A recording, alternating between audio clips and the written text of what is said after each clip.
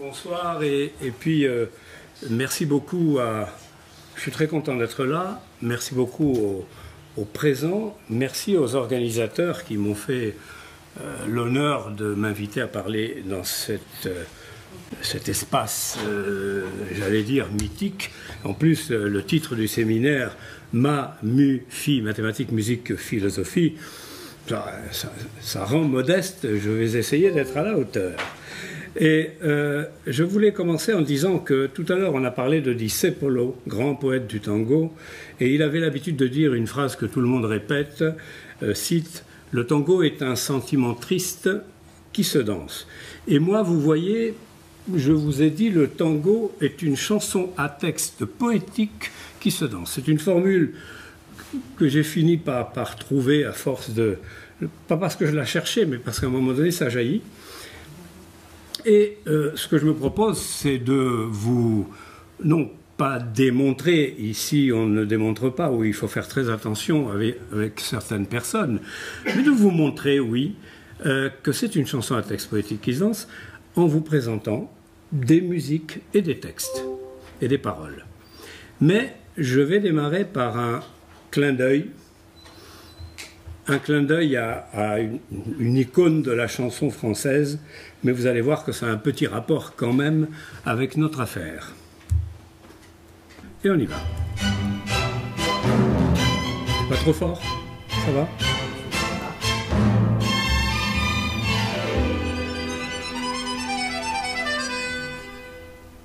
Tu joues de l'accordéon dans un bistrot qui n'a plus de nom. Tellement les gens sont habitués à y danser, la comparacita. Que tu leur joues toutes les nuits pour un salaire qui fait pas de bruit. Car ton métier c'est de faire danser, Mister Georgina. Que ton bignou brille comme le jour ou qu'il soit noir comme les amours qui sur la piste vont chercher de quoi rêver, de quoi danser. La comparacita. Toi tu t'en fous car ton métier c'est de faire danser, mais pas de danser. Eh bien, vous venez d'entendre Monsieur Léo Ferré, grand chanteur représentatif de la chanson française. La chanson française qui est une chanson à texte par excellence. C'est peut-être même le modèle où les Argentins diraient la pauta. Je ne l'ai pas arrêté, excusez-moi, je vais vous l'arrêter tout de suite.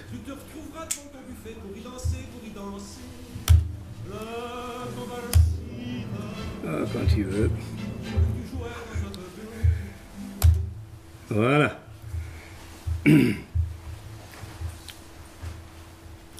Donc, pourquoi je suis là ce soir? C'est suite à un travail énorme que je résume très très vite parce que je ne suis pas là pour me présenter. Travail d'exégèse, traduction, chant. Je suis entré dans la danse, si j'ose dire, il n'y a pas très longtemps, en 2013. Mais ça fait beaucoup d'années que je suis passionné de musique populaire, de flamenco, de musique folklore sud-américain et argentin, et du tango. Mais à l'époque, je ne connaissais que le tango chanson de M. Gardel. Et en entrant dans la danse, vous découvrez toute une palette. Donc 3 livres qui sont là, juste un coup d'œil, vous pouvez voir, et dont celui-ci, là, le central, est un livre qui est écrit en espagnol, que j'ai écrit en espagnol, et que j'ai traduit moi-même en français. La particularité de ce travail, c'est que les traductions en français respectent le rythme, ce qui fait qu'elles peuvent être chantées en tango. Et ça, je vais vous en donner une toute petite démonstration, quelques démonstrations tout à l'heure. Bon, par ailleurs, certains me connaissent comme organisateur d'une milonga, d'un bal tango à Paris, et j'ai une petite association qui s'appelle Actango, comme association culturelle pour la connaissance du tango. Donc voici l'image du livre, et qu'est-ce qu'il y a dans ce livre? Parce que beaucoup des choses que je vais vous présenter ou la plupart sont dans ce livre. Dans ce livre, il y a présentation de 68 chansons d'anthologie. Je dis chansons parce que la plupart sont des tangos, mais il y a aussi des milongas, il y a aussi des valses dites criollas, c'est-à-dire les valses particulières du Rio de la Plata. D'abord un florilège parcours d'extraits thématiques, selon une classification thématique que j'ai introduite, un peu originale on va dire, précédée d'une synthèse sur les origines du tango, et ça on va en parler assez vite, d'autant plus que mes amis là ont dit pas mal de choses, mais ça ne sera pas totalement redondant, ça sera complémentaire. Ensuite une anthologie où chaque chanson est reprise avec une exégèse. Il semble que ce soit rare de faire des exégèses de la poésie du tango. Moi je m'y suis lancé à cause du Covid et je continue, et je persiste. Un petit glossaire de lunfardo, parce que le lunfardo c'est l'argot de Buenos Aires, et on pourrait dire, pour ce qui nous intéresse aujourd'hui, c'est l'argot du tango. Heureusement, tous les tangos ne sont pas écrits en argot, sinon très très peu de gens les comprendraient. Alors, le tango, je disais un peu de genèse, le tango pour moi il a jailli d'un métissage culturel. Pourquoi je dis jailli? Parce que quelques dizaines d'années, on peut considérer le début de l'immigration en 1850 et en 1930, en 1920, le tango il était déjà là. Dans sa richesse actuelle, il s'est perfectionné. Et donc pour moi c'est un miracle, un prodige, qu'en quelques dizaines d'années on fabrique une culture populaire aussi forte, aussi riche musicalement, parce que c'est pas 3 accords qui se battent en duel, c'est pas 3 paroles benettes non plus, etc. Et je ne parle pas de la danse et de sa complexité, qui est la chose la plus connue. Et justement derrière cette danse qui est mythique, sensuelle, que Céline nous a présentée de manière très intéressante et synthétique, derrière cette danse et cette musique complexe et enivrante, on va en entendre des exemples, des paroles poétiques et profondes, et j'ose dire trésors cachés. Pourquoi trésors cachés? Parce que ces derniers temps, on commence à en parler, mais on ne parle pas beaucoup des paroles du tango. Et on ne sait pas beaucoup qu'il y a autre chose que des petites histoires d'amour, je t'aime, moi non plus, que je suis triste. Il y a ça, mais il n'y a pas que ça. L'immigration a joué un rôle très important, je ne dirai rien de plus que ce qu'a dit Céline, mais les Italiens, qui étaient largement majoritaires à cette époque-là, ont apporté leur accent, je trouve. Je trouve que l'accent porteño, parce que le tango est une danse urbaine du Rio de la Plata, mais de Buenos Aires, qu'on appelle el puerto, non? Porteño comme du port. Eh bien, cet accent si particulier, c'est un mélange d'espagnol et d'accent italien, parce que les Italiens, quand ils sont arrivés, ils ne connaissaient pas l'espagnol. Les Espagnols, quand ils arrivaient, ils connaissaient déjà l'espagnol. Les Italiens, au début, ils baragouinaient. En plus, ce n'était pas que des universitaires multilingues qui sont venus. Malheureusement pour eux, ils étaient dans la misère. Eh bien, vous allez me dire, le tango, une danse, on a compris, avec ce qu'on nous a dit tout à l'heure, on a encore compris. Et moi je dis, vous dites chanson à texte, pourquoi? Eh bien d'abord, je précise, et je parle sous le contrôle des spécialistes qu'il y a ici, c'est que derrière la plupart des tangos que l'on danse depuis plus de 100 ans, il y a une chanson, paroles et musique. La plupart, pas tous, il y a des tangos purement instrumentaux qui ont été composés par des grands comme par exemple Pugliese qui a été cité, mais la plupart il y a une chanson. Mais ensuite, cette chanson, elle est arrangée par des chefs d'orchestre et des arrangeurs de très grand talent, pour ne pas dire de génie pour certains, et c'est ce qui fait que quand cette musique sonne avec l'orchestre ou avec le DJ, les gens se lèvent, ils ne peuvent pas s'empêcher, les hommes cherchent à inviter, les femmes cherchent à être invitées, parce qu'il y a encore un code de l'invitation qui commence par l'homme, mais ce n'est pas le sujet aujourd'hui. Et donc, certaines de ces paroles, pour moi, ont un niveau littéraire comparable à celui de ce qu'on appelle la chanson française. Et j'espère pouvoir vous le montrer en vous présentant 9 tangos d'anthologie. Mais auparavant, dans cette assemblée, je me permets un tout petit brin de théorie, même pas de théorie, de définition, qui sont le b.a.-ba des théories des gens qui fréquentent ces lieux.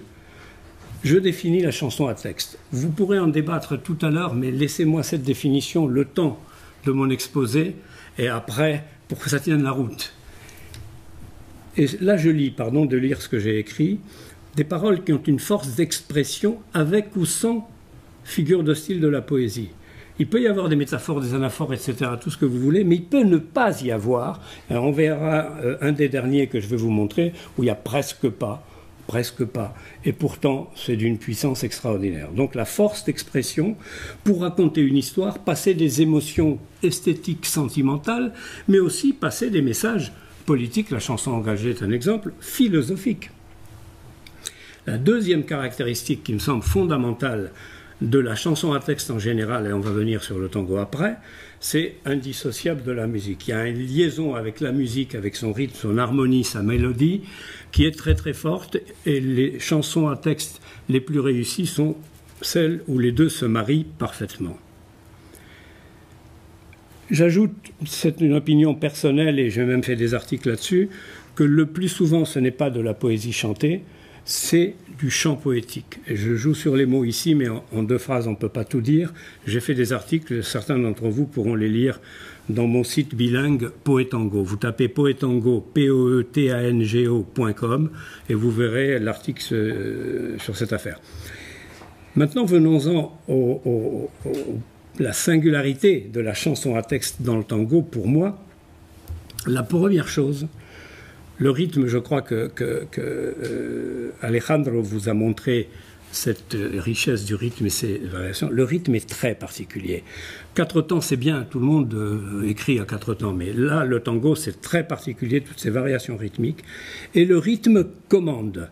Ça veut dire que dans les paroles, la priorité est au rythme sur la métrique et les rimes. Bien sûr, les poètes du tango ont mis des rimes, mais pas toujours.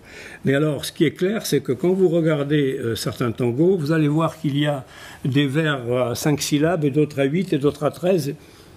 Et quand vous vous dites, mais pourquoi ils ont fait ça? Mais c'est tout simple, c'est parce que la musique, elle rythme comme ça. Et donc, c'est ça qui est essentiel et qui me paraît complètement caractéristique du tango, et pas de Jacques Brel, ni même de Léo Ferré, ni peut-être de Nougaro pour la chanson française, et encore, le rythme commande. Et deuxième chose, ça a été évoqué par Alejandro avec quelques exemples à la guitare, le chant, moi je dis, joue avec le rythme et la mélodie dans son fraseo. Fraseo, ça veut dire en français le phrasé, mais je fais exprès d'employer le mot en espagnol à cause de la particularité de ce fraseo sur laquelle je vais revenir un petit peu plus tard. Et ils sont caractéristiques pour passer l'émotion, mais surtout je vais vous faire entendre des choses. Donc, ce que je viens de dire, qui est la petite théorie, construit la logique de l'exposé. Vous avez en haut à gauche la force et la poésie, va me donner un chapitre émergence du tango, tango canción, pour l'opposer au tango purement dansé, et de la poésie et la classification thématique que je vais vous présenter. Le côté juste en dessous indissociable de la musique va m'amener à vous parler de la singularité de cette musique. Et là, il y a beaucoup de choses qui ont déjà été dites. Je vais essayer de ne pas être tout à fait redondant, mais j'ai des choses à vous faire écouter qui vont complètement dans le sens de ce qui a été dit jusqu'à présent. Et après, on aura tout ce qu'il faut pour, j'allais dire, appréhender ces 9 tangos d'anthologie dans leurs paroles, mais pas seulement, dans leur musique, dans leur rythme, dans le phrasé des chanteurs. Et je vais commencer par la musique. Alors, on ne s'est pas concerté avec Alejandro, je suis très content qu'on se retrouve, sauf que moi j'avais fait un crowbar parce que j'ai un défaut d'être un petit mathématicien, informaticien, ça fait des crowbars ces gens-là, et j'en fais partie.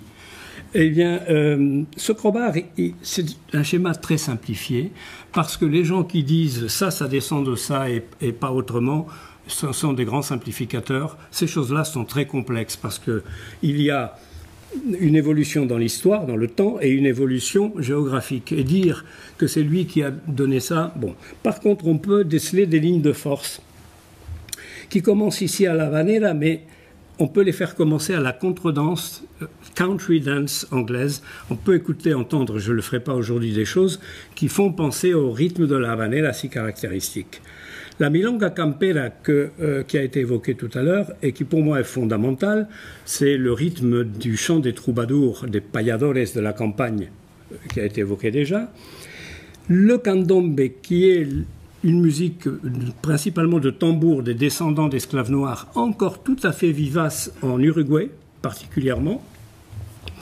Et la milonga que je qualifie de urbana, celle qui a été qualifiée de milonga tout court tout à l'heure, celle qui se danse et qui subit toutes ces influences.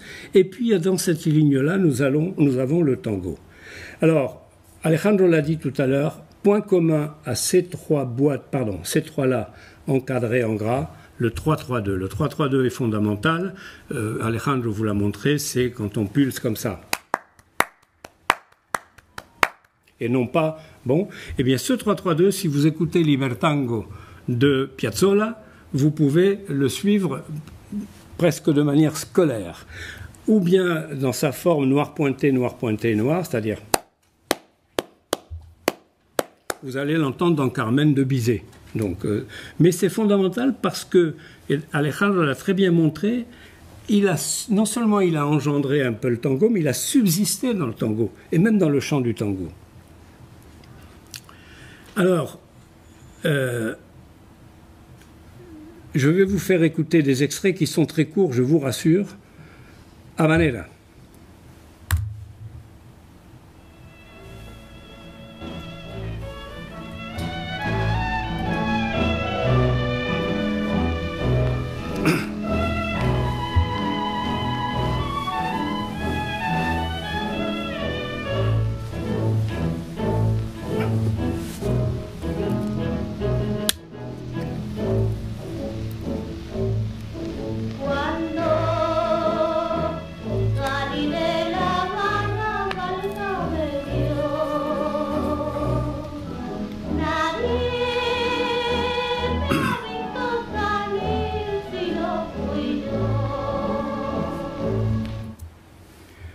La milonga campera, donc vous allez voir que le rythme de base, la fameuse cellule 3-3-2, elle est là.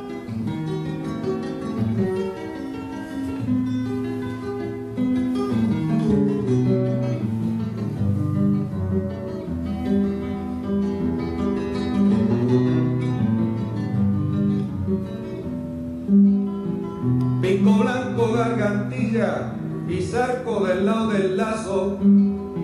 Supe tener un Picasso de lunar en mi tropilla era del haya, sencilla y sin gel pa' galopear.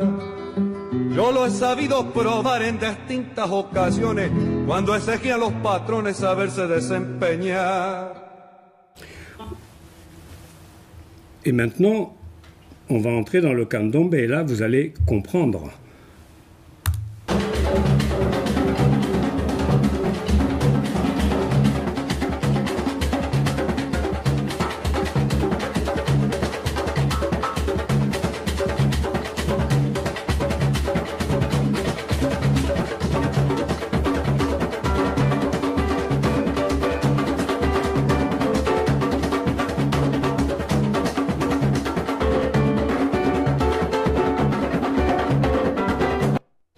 Pardon pour certaines coupures mal faites parce que après qu'on m'en ait fait des bonnes, comme j'ai voulu raccourcir pour optimiser le temps, je ne suis pas parfait là-dessus. La milonga urbana, celle qui se danse, et là nous allons entendre pour la première fois ce soir Monsieur Carlos Gardel.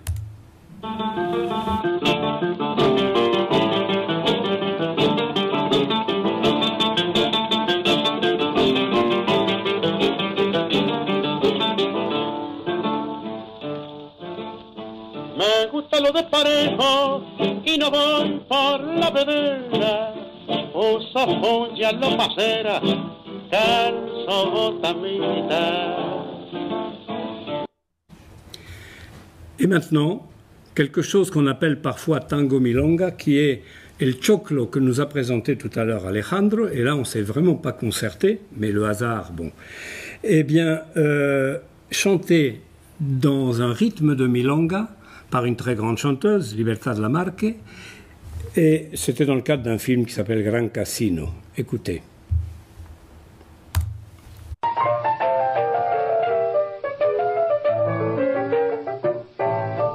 Con este tango que es burlón y compadrito, pateó sus alas la ambición de mi suburbio. Con este tango nació el tango. algo y como un grito salió del sórdido barrial buscando el cielo, conjuro extraño de un amor hecho carencia que abrió camino sin más ley que su esperanza, mezcla de raya, de dolor, de fe y ausencia, llorando en la inocencia de un ritmo juguetón.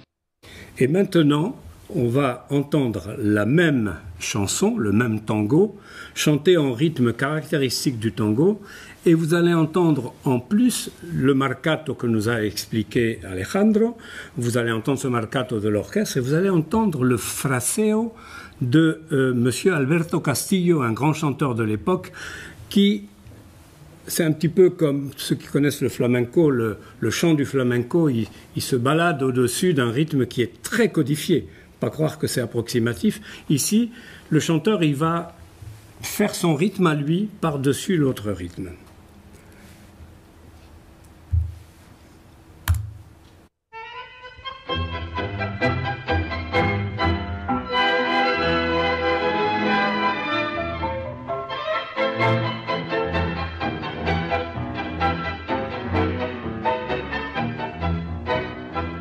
Tango que burlón y compadrito batió su sala la ambición de mi suburbio. Con este tango nació el tango y como un grito salió del sórdido barrial buscando al cielo. Conjuro extraño de un amor hecho cadencia que abrió caminos y más fe que su esperanza, mezcla de rabia, de dolor, de fe y ausencia, temblando en inocencia de un ritmo juguetón. Et maintenant, émergence du tango canción. Donc on a dit tout à l'heure, d'ailleurs François posait la question, et les paroles, etc. Il y a toujours eu des paroles dans les débuts, mais dans les débuts, les paroles étaient... D'abord, elles ne sont pas restées, c'était des paroles qui racontaient des histoires de la vie de tous les jours, voire même des paroles dans des milieux comme les bars ou les bordels qui étaient grivoises, voire même assez corsées. Et tout ça n'est pas resté.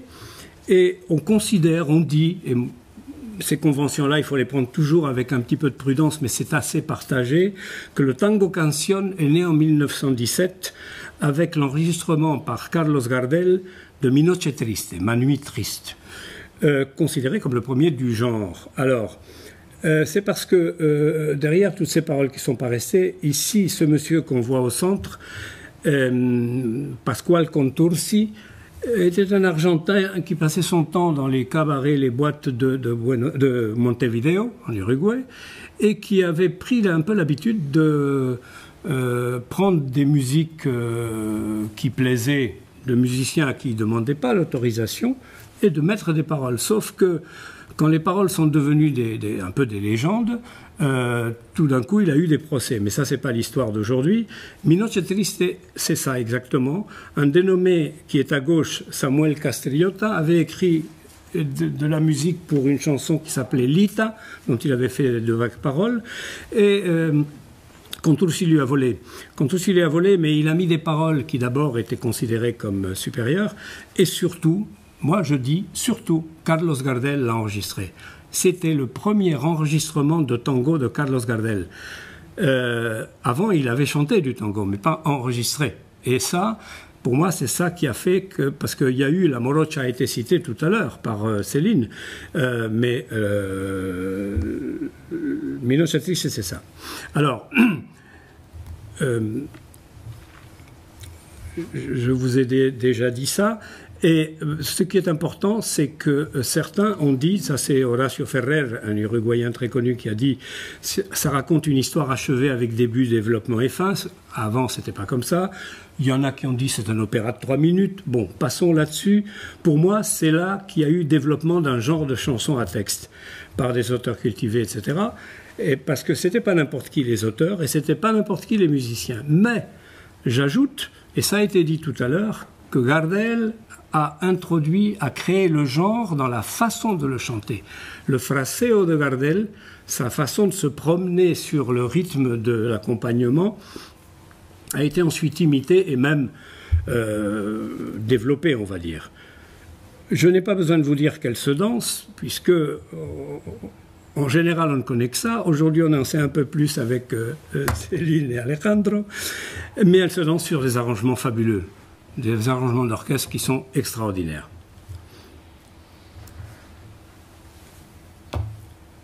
Mais alors, moi je dis le fraseo, c'est une signature du tango canción. Ça, c'est mon affirmation personnelle. Et je me permets de lire, là, au-delà du phrasé des instruments, variations rythmiques autour de la mélodie, le fraseo dans le chant introduit des variations du positionnement des paroles par rapport au placement rythmique de la mélodie. On a parlé du rubato, on va jouer sur la valeur des notes, on va allonger une note ou bien mettre plusieurs croches là où il y avait un seul. On va mettre des syncopes, Alejandro nous a montré des exemples de syncopes à la guitare, parfois du silence, parfois du parler ou du semi-parler, rarement des mélismes. Alors, mélisme, c'est un truc... moi, le vocabulaire, je ne le connaissais pas, mais je ne savais pas que le flamenco utilise largement le mélisme. Ça consiste à chanter plusieurs notes sur une même syllabe. Enfin, quelque chose du genre... Et on est toujours sur une syllabe. Ça, pour moi, c'est utilisé très peu dans le tango, du moins dans ce que je connais du tango. Et je vais tout simplement, au-delà de ces affirmations, si je vous ai mis là une citation d'un article que j'ai lu très récemment, qui est très intéressant, où il parle carrément de comprimer les mesures, de syncoper, de produire des silences, et même il dit, plus au-delà dans l'article, il parle de polyrythmie, ça a été évoqué tout à l'heure, il dit le chanteur introduit, pas seulement l'orchestre, introduit une polyrythmie par-dessus le rythme déjà de l'orchestre qui est parfois polyrythmique. Et tout simplement des exemples. Alors vous pouvez dire c'est un peu long avant d'arriver aux paroles, mais je suis désolé, les paroles et la poésie du tango sont indissociables de la force de cette musique ou de sa singularité plus exactement. Eh bien, premier extrait, justement Mi Noche Triste, qui illustre comment M. Gardel va se balader sur le rythme.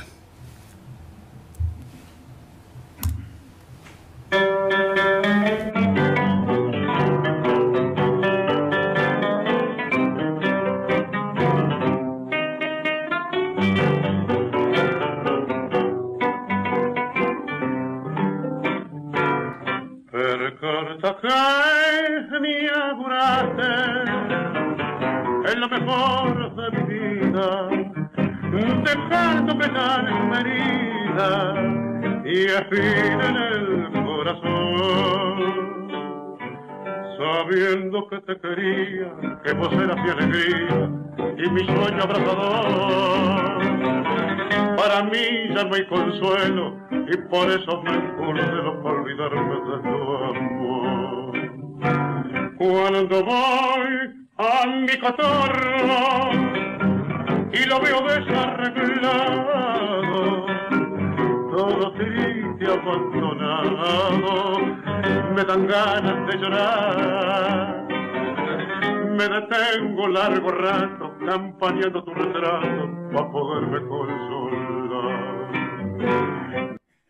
Bon, je l'ai arrêté là, mais maintenant je vais vous faire entendre d'un même tango, Barrio de Tango, qui était un des chefs-d'œuvre du tango tout court et du tango chanté en particulier, de Homero Manzi et Aníbal Troilo.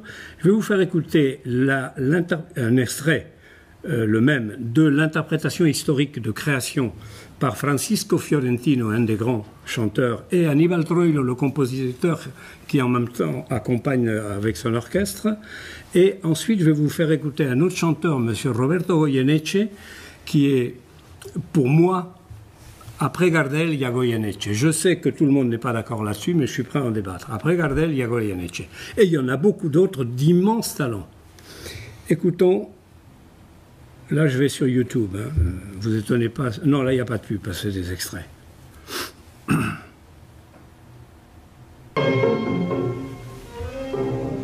Barrio de tango, luna y misterio, calles lejanas como estarán, viejos amigos que hoy ni recuerdo, que se habrán hecho, donde andarán.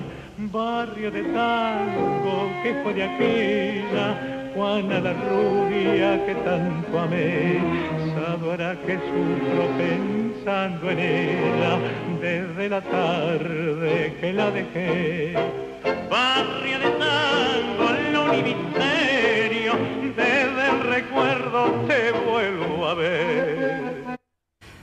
Cet extrait, je l'arrête comme ça parce que la technique de l'extrait YouTube que j'ai découverte récemment, si on ne fait pas attention, il vous le joue en boucle. Et ça ne m'arrange pas du tout. Alors, premier extrait donc. Et maintenant, nous allons écouter beaucoup plus tard Goyeneche toujours avec Troilo.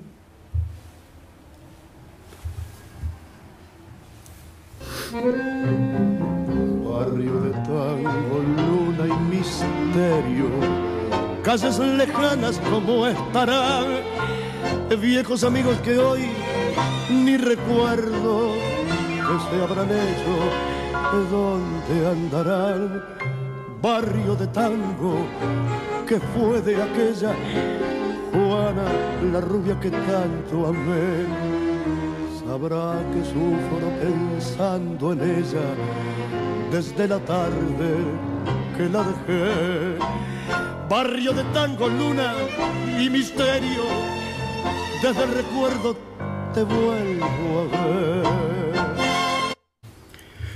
Là, vous venez d'entendre presque toute la palette de ce dont jouent les chanteurs de tango, mais on va en entendre tout à l'heure sans commentaire. Et dans le débat, si vous voulez revenir là-dessus, j'ai d'autres exemples tout à fait intéressants.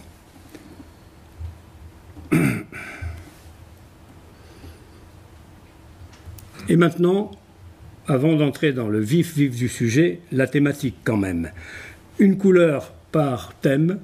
Je vais vous parler simplement des grands titres des thèmes qui sont en haut. Donc, Barrios, pauvreté, la mer, c'est la nostalgie des quartiers de misère. Malgré la misère, la nostalgie, c'est assez extraordinaire dans le tango. L'amour, la personne ne s'étonnera qu'on parle d'amour dans le tango. Il y en a qui pensent qu'il n'y a que ça. Alcool, nuit, femme, objet, c'est un thème très important parce que l'alcool, au sens alcool de consolation de la vie difficile, mais la nuit, c'est les cabarets. La femme, objet, parce que comme ça a été dit déjà tout à l'heure, immigration massive d'hommes, majoritairement d'hommes, qui fait que certains ont trouvé là un moyen de développer une industrie sordide. Et il y a eu beaucoup de prostituées et il y a eu beaucoup de jeunes européennes, françaises, espagnoles, italiennes, polonaises, juives polonaises, raconte-t-on, qui sont venues croyant à je ne sais quel rêve et qui ont terminé dans les petits bars ou les bordels, au mieux entraîneuses. Donc ce thème est très important. Violence et malfrats, ce thème existe dans le tango. J'en parle comme dans toute société de construction difficile, il y a de la violence, et même sans construction difficile parfois. Le tango a une particularité, c'est qu'il chante, ces gens-là. Mais aujourd'hui, faute de temps, je ne vais pas vous en présenter un, sauf si dans le débat, vous vous battez, et je vous en sortirai un. Et je viens à ce thème qui est là, regard vers le passé. Regard vers le passé parce que, bon, d'abord ici, les matheux d'ici savent très bien qu'une classification de ce type ne peut pas être une partition. Donc dans un même tango, vous allez trouver plusieurs thèmes. Et je donne en général un thème qui me paraît principal à moi. Regard vers le passé recoupe beaucoup de choses parce qu'on va parler du passé amoureux, du passé de la vie, mais avec une particularité, c'est une prise de recul du narrateur, disons, sur son histoire, son passé, parfois avec des réflexions quasi-philosophiques, entre guillemets. Et c'est là qu'est la mort des êtres chers, la retraite, non pas la retraite dans le sens moderne du terme, la fin de carrière d'un pauvre marin, par exemple, ou bien la déchéance. Les gens qui avaient été des stars de cabaret qui finissent mendiantes, tout ça, ça existe dans ce thème, pas aujourd'hui parce que je n'en ai que 9. Et indignation, ça c'est très fort parce que s'il y a bien un thème qui est, complètement hors de tous les lieux communs qu'on dit sur le tango, c'est indignation. C'est pas des histoires d'amour, c'est pas des histoires d'enfance, c'est tout simplement des chansons de révolte contre l'injustice de la société. tout simplement. Mais avec des gens d'un talent énorme. J'ai cité Discepolo, on va le retrouver. Et puis, en transversal, vous avez Lune et Tango. Mon livre s'est appelé Poésie de Lune et Tango parce qu'il y a un tango célèbre qui dit Arrabal de Luna y Fango, quartier de lune et de fange. Et moi, j'ai pris le contre-pied, mais parce que, pas seulement pour prendre le contre-pied, mais parce que dans le tango, on chante beaucoup la lune. Grande influence de Federico García Lorca. On n'a pas attendu Lorca pour parler de la lune dans la poésie, mais Lorca a beaucoup joué. Lorca était un connaisseur et un amateur de tango profond. Grande influence. Et deuxièmement, particularité du tango que n'ont pas à ma connaissance les autres musiques populaires, ou rares je crois, c'est que le tango chante le tango. Il va chanter le tango, la danse, il va parler de la milonga, il va parler des instruments, du bandoneon, certaines chansons de l'orgue de barbarie historique, etc. Et ça, c'est assez particulier. Et donc maintenant je vous présente les 9 tangos. Pour chacun, très rapidement, une diapo de présentation. Je vous fais écouter une interprétation historique de référence. Et pendant que je vous affiche les paroles dans les 2 langues, et là, pour les bilingues, vous allez faire une gymnastique. Pour les francophones uniquement, restez sur la truc de droite pour suivre le chanteur en espagnol avec les paroles en français. C'est déjà pas mal.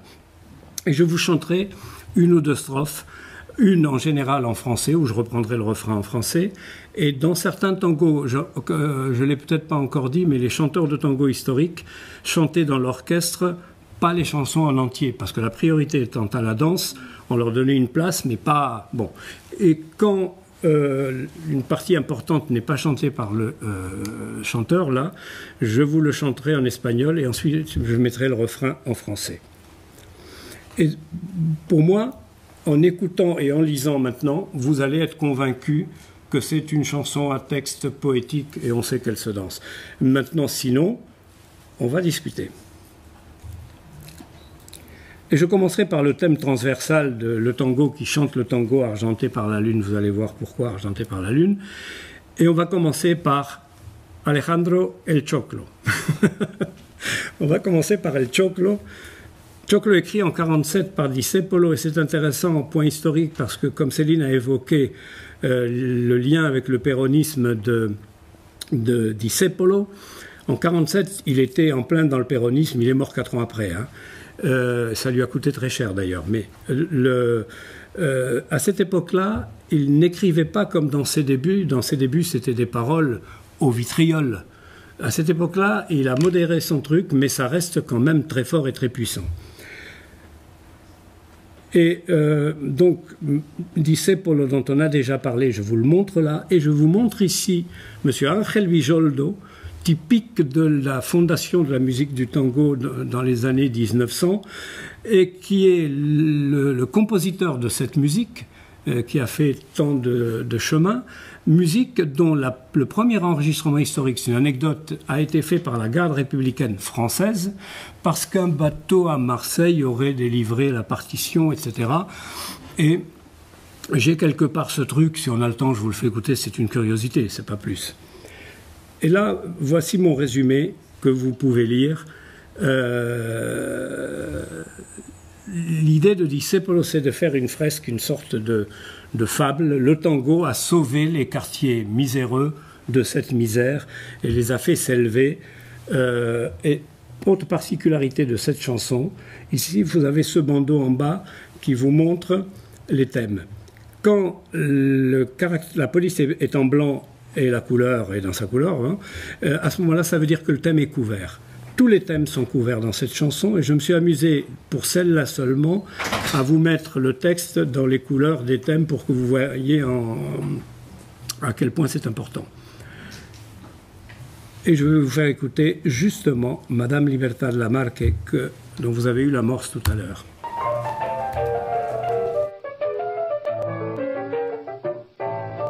Con este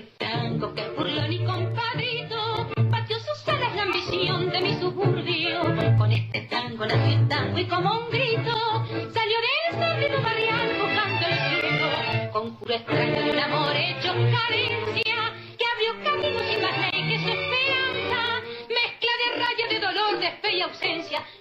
la inocencia de un ritmo juguetón.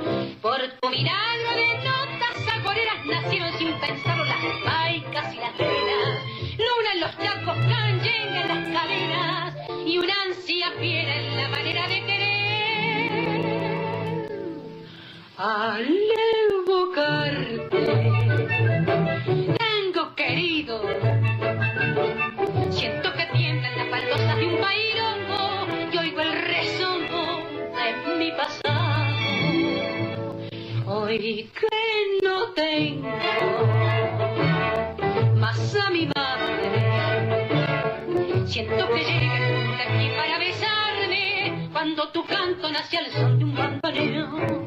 Cara, cara, cara, cara, un pasillo al mar con tu bandera y en un perno mezcla París con Puente Alsina. Fuiste compadre del botón y de la mina y hasta compadre del avión y la pebeta.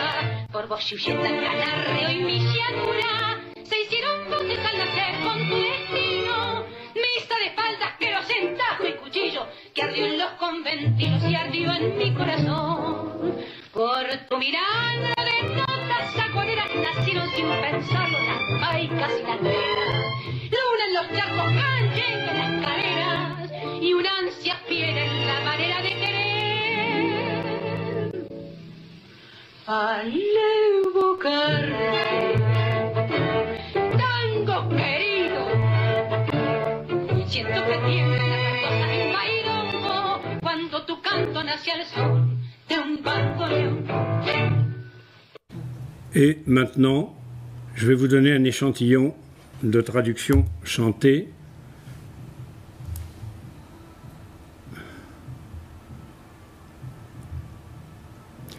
Avec des playbacks de guitare, playback de mon maître de musique Alfonso Passine. Ce sont des playbacks de travail, ça n'a pas été fait pour du studio, mais c'est pas mal.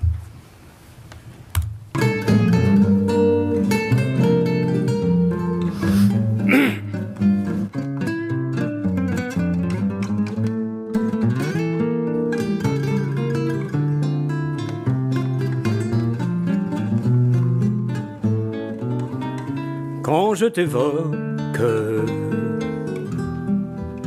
tango que j'aime,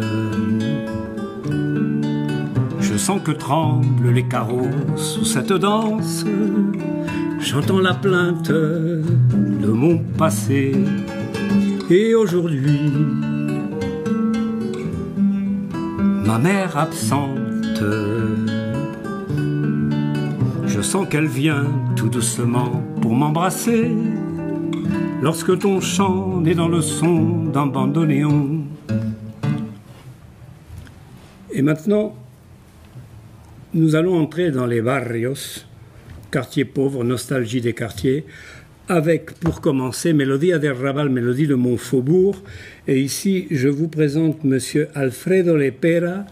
Alfredo Lepera, c'est le parolier complice de Gardel, qui est mort malheureusement dans le même avion que lui en 1935. Il avait 35 ans, Gardel 45, et qui a fait non seulement beaucoup de paroles des chansons de Gardel, mais il a été aussi l'homme des scénarios des films de Gardel enregistrés à Hollywood. Et il faut ajouter quelque chose qui est historiquement très important, c'est que Lepera s'est débarrassé du lunfardo, a écrit beaucoup de chansons sans le lunfardo, et de là est venu, c'est un des facteurs majeurs de la diffusion dans tout le monde hispanophone et du succès de cette musique. Ici, on chante la nostalgie, comme je vous le disais, du quartier de l'enfance. Vous pouvez lire, hein, c'est synthétique, mais vous allez lire les paroles ensuite. Et nous parlons des barrios.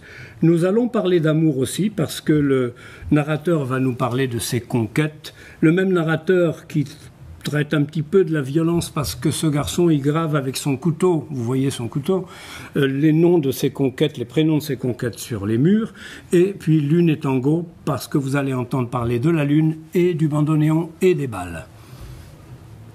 Écoutons justement monsieur Carlos Gardel.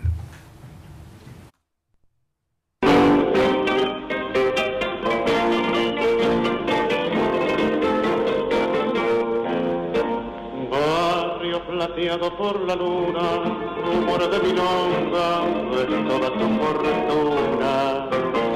Hay un muelle que resonga en la cortada mitonga, mientras que una pebeta linda como una flor, espera coqueta bajo la quieta luz de un farol. Barrio, barrio, que tenés el alma inquieta de un gorrión sentimental. Pena, ruego, es todo el barrio manejo, melodía de arrabal.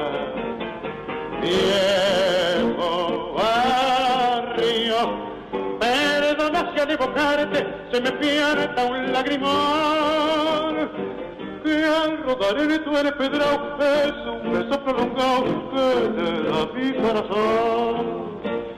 Cuna de taitas y cantores, de broncas y entreveros de todos mis amores, en tus muros con mi acero yo grabé nombres que quiero. Rosa, la milonguita, era rubia amargo, y en la primer cita la paicarrita me dio su amor. Barrio, barrio, que tenés el alma inquieta de un gorrión sentimental. Pena, ruego, es todo el barrio manejo, melodía de arrabal.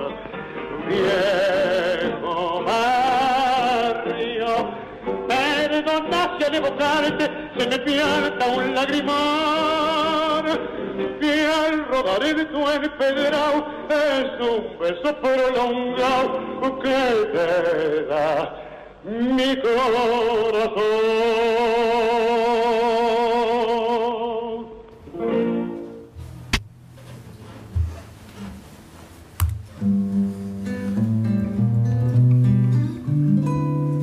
Barrio, barrio, toi qui as l'âme craintive d'un moineau sentimental, chagrin, prière,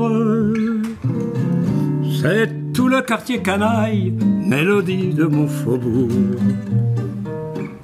Mon vieux barrio, pardonne-moi si en t'évoquant je laisse couler une larme.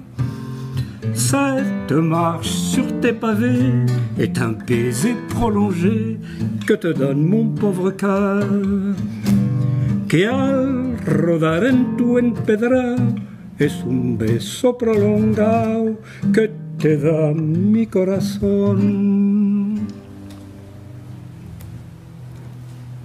Et nous allons entrer dans le thème de l'amour, quelques images et un premier chef-d'œuvre.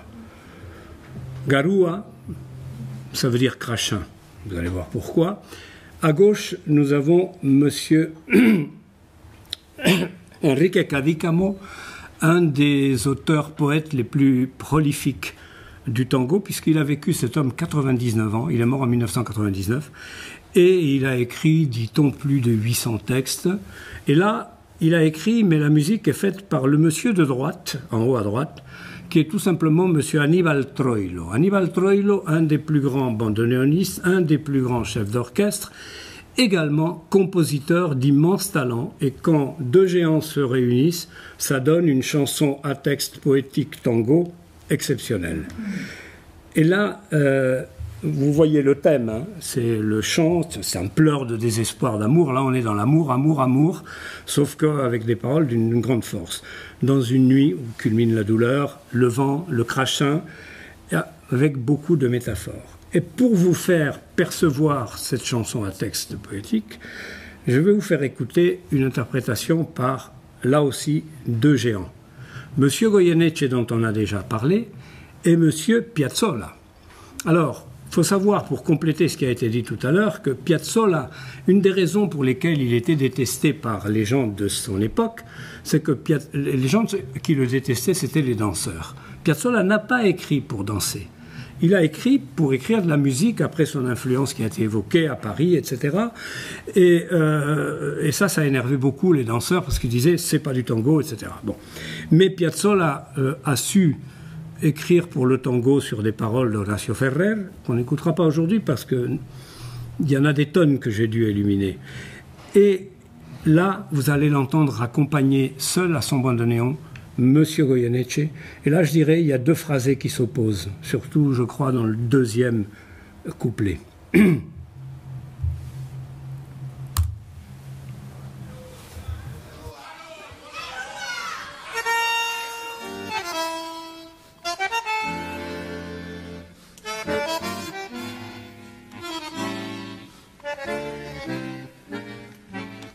Que noche llena de hastío y de frío, el viento trae un extraño lamento, parece un pozo de sombras en la noche, y yo en la sombra camino muy lento, mientras tanto la grúa se acentúa con su púa en mi corazón.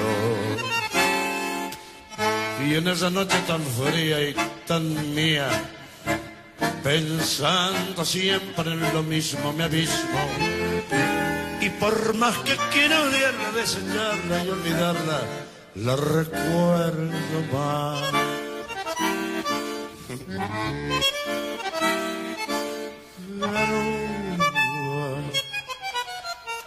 Solo y triste por la acera va este corazón transido con tristeza de tapera, sintiendo tu hielo, porque aquella con su olvido hoy abierto una gotera, perdido como un duende que en la sombra más la busca y más la nombra. Garúa, tristeza, hasta el cielo se ha puesto a llorar. Qué noche llena de estío y de frío, hasta el botón cepiento de la esquina. Sobre la calle la hilera de focos lustra el asfalto con luz mortecina. Y yo voy como un descarte, siempre solo, siempre aparte, esperándote. Las gotas caen del charco de mi alma hasta los huesos calados y helados, y humillando este tormento todavía pasa el viento empujándome.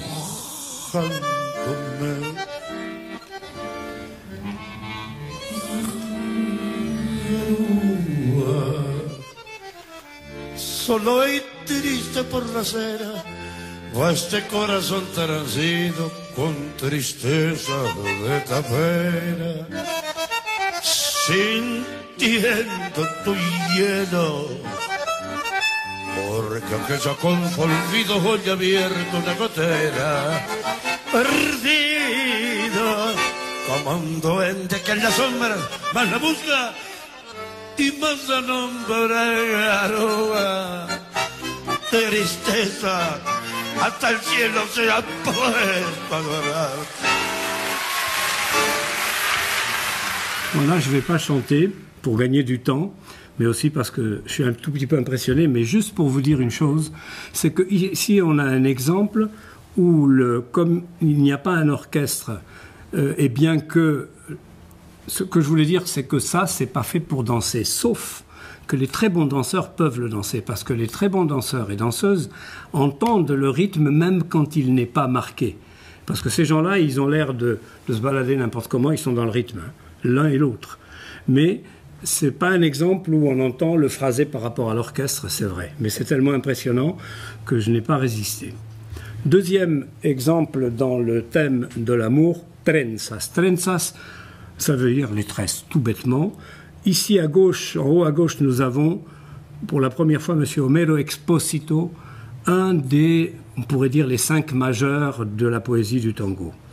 Il faut savoir que Expósito, son père anarchiste, avait obligé lui et son frère à faire des études très poussées. Il avait étudié le grec, le latin, mais à un niveau universitaire. Hein, et c'est devenu un compositeur de musique.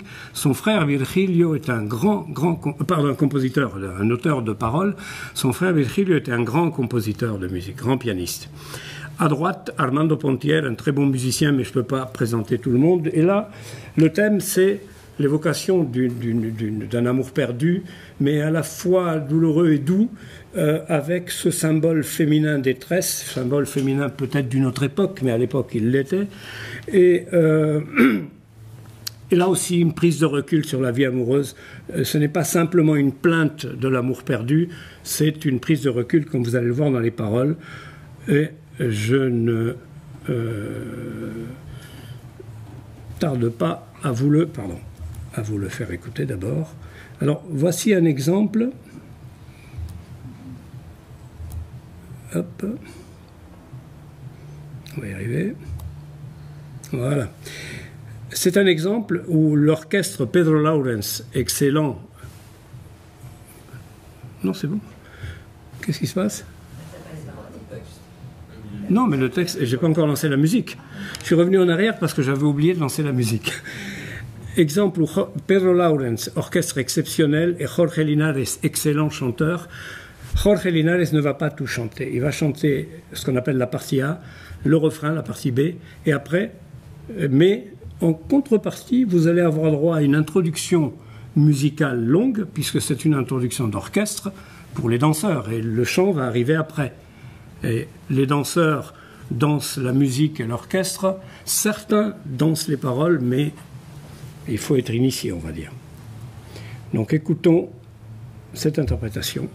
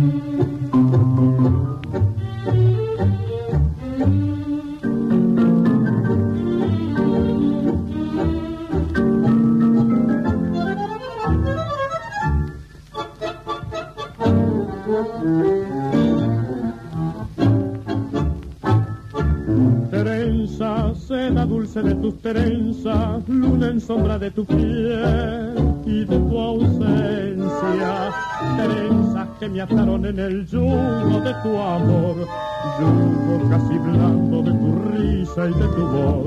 Fina caridad de mi rutina, me encontré tu corazón en una esquina. Trenzas de color de mate amargo que endulzaron mi letargo gris. ¿A dónde fue tu amor de flor silvestre? ¿A dónde fue después de amarte? Tal vez mi corazón tenía que perderte y así mi soledad se agranda por buscarte. Y estoy llorando así, cansado de llorar, trenzado a tu vivir, con trenzas de ansiedad sin ti. Porque tendré que amar y al fin partir. il s'arrête là et j'ose reprendre.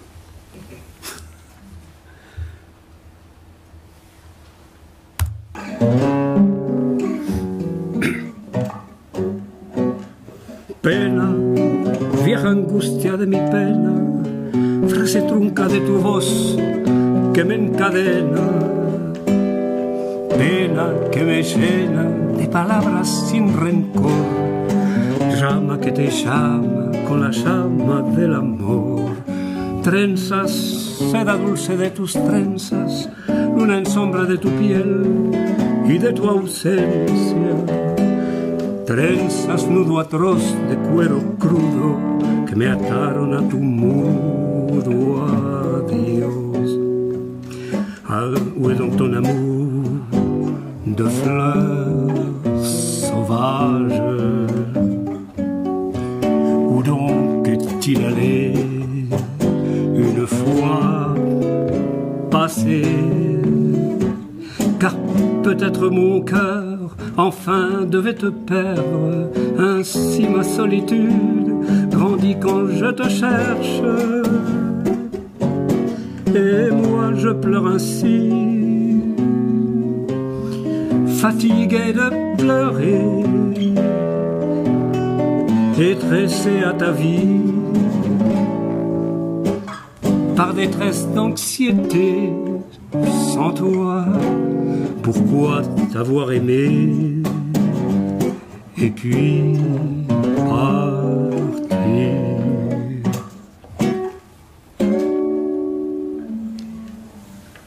Pardon, Eric, pour la suite, j'ai besoin que la musique, le playback soit un peu plus fort, parce que voilà, pour bien être dedans. Et maintenant, ce thème si à la couleur rouge, bordeaux, sombre, alcool, nuit, femme, objet, thème terrible, terrible, mais ô combien inspirant pour les poètes et les musiciens du tango. Et nous allons commencer par Che bandoneon. Che bandoneon, ça veut dire 10 bandoneons. On s'adresse au bandoneon, le narrateur s'adresse au bandoneon pour lui parler de sa peine à lui, mais aussi du malheur de ces pauvres petites immigrées importées pour la prostitution qui ont fini très mal, ou du malheur ou de l'amour des autres, de ses amis, etc.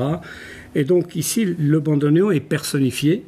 D'abord, pardon, je ne vous ai pas présenté un des plus grands, Homero Manzi, en haut à gauche, qui a vécu très peu. Il est né en 1907, il est mort en 51, et 3 ans avant sa mort, il savait qu'il allait mourir, et moi je pense personnellement que certaines de ses dernières œuvres étaient marquées par ça, et même certaines figures de style poétique évoquaient des choses comme ça. Bon, mais ça c'est un autre sujet.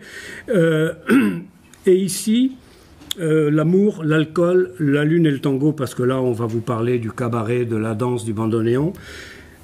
Et nous allons écouter Roberto Goyeneche avec un trio impressionnant, trio Baffa Berlinghieri, qui était piano, bandoneon et contrebasse, Alejandro, hein, oui, et contrebasse. Mais ils étaient exceptionnels. C'était dans les années, je pense, plutôt 60, 70, je ne sais pas exactement, où ils se sont permis ça et ils ont été très forts malgré la petite formation. Et vous allez entendre leur accompagnement.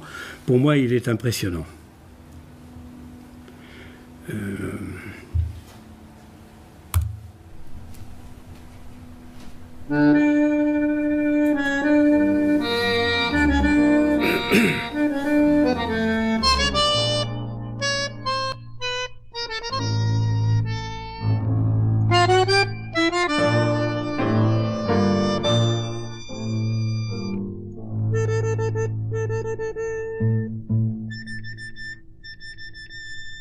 El duende de tu son, che bandoneón, se apiada del dolor de los demás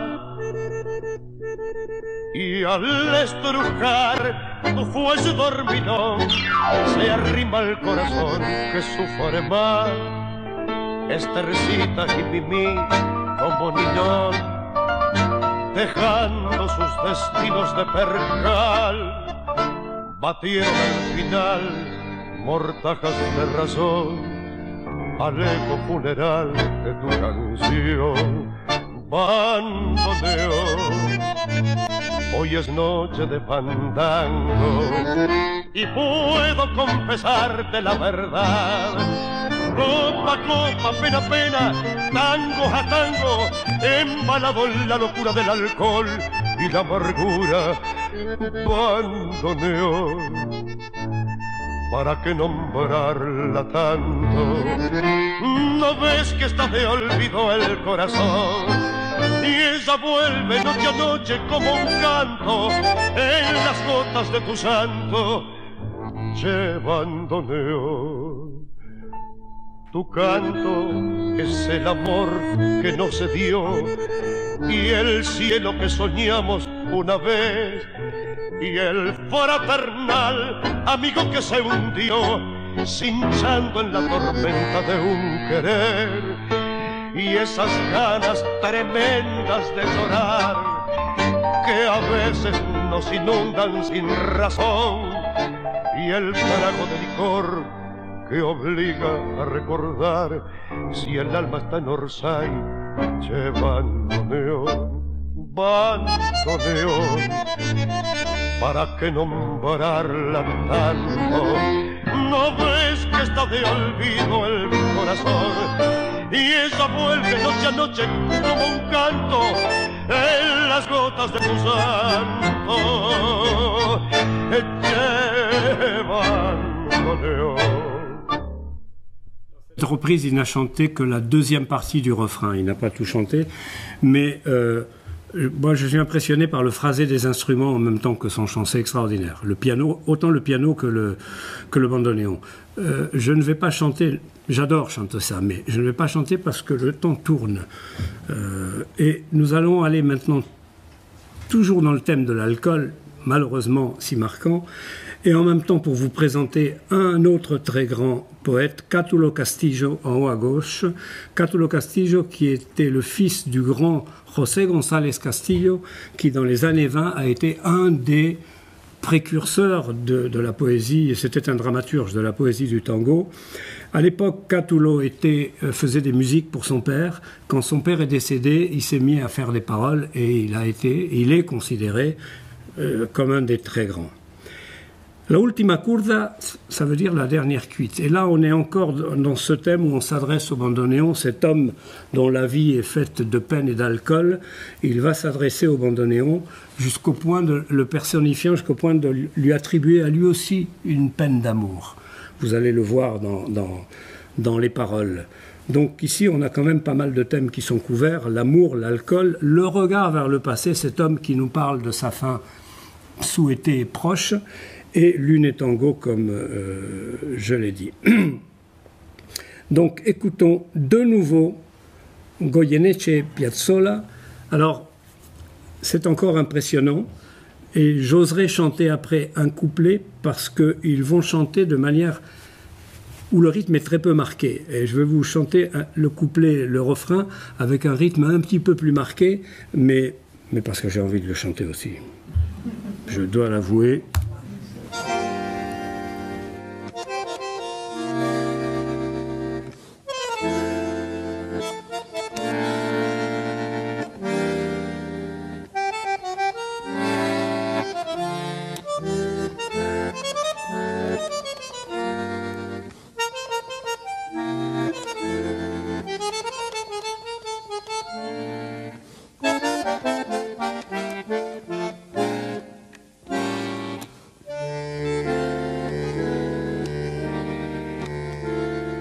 Lástima abandonar mi corazón, tu ronca maldición maleva, tu lágrima de ron me lleva hacia el hondo bajo fondo donde el barro se subleva. Ya sé, no me digas tener razón, la vida es una herida absurda y es todo tan fugaz que es una curda nada más. mi confesión. Contame tu condena, decime tu fracaso. No ves la pena que me he herido. Y háblame simplemente de aquel amor ausente tras un retazo del olvido. Ya sé que me hace daño, yo sé que te lastimo, llorando mi sermón de vino. Pero es el viejo amor que tiembla bandoneón y busca en un licor que atorda la curda que al final termine la función, corriéndole un telón al corazón. Un poco de recuerdo y sin sabor gotea tu razón con lerdo, marea tu licor y arrea en la tropilla de la zurda al volcar la última curda. Cerrame el ventanal que arrastra el sol su lento caracol de sueño. ¿No ves que vengo de un país que está de olvido siempre gris tras el alcohol? Contame tu condena, decime tu fracaso. ¿No ves la pena que me he herido? Y háblame simplemente de aquel amor ausente tras un retazo del olvido. Ya sé que me hace daño, yo sé que te lastimo, llorando mi sermón de vino. Pero hace el viejo amor que tiembla bandoneón y busca en un licor que atorda la cuerda que al final termina la función, corriéndole un telón al corazón. Impressionnant. Et je ne vais pas chanter à cause du temps surtout.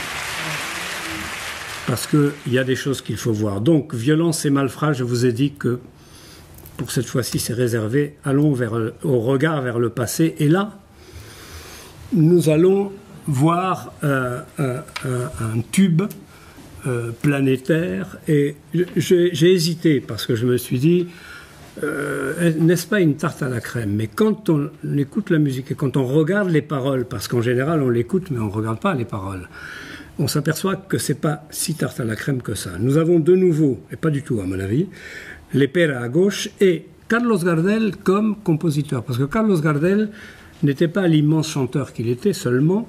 Carlos Gardel était un musicien. Il était capable de composer des mélodies aux harmonies non triviales, pour parler comme les mathématiciens. C'est-à-dire qu'il n'écrivait pas 3 petits accords qui se battent en duel. Ensuite, ses guitaristes faisaient des transcriptions, des arrangements, certes, mais Gardel inventait des musiques très belles. Cette chanson, Volver, ça veut dire revenir, le retour. C'est l'emblème de la chanson de retour vers Buenos Aires, de la nostalgie des gens qui sont partis pour une raison ou une autre, qui sont partis pour une histoire d'amour comme ici, et là aussi, prise de recul philosophique sur la vie.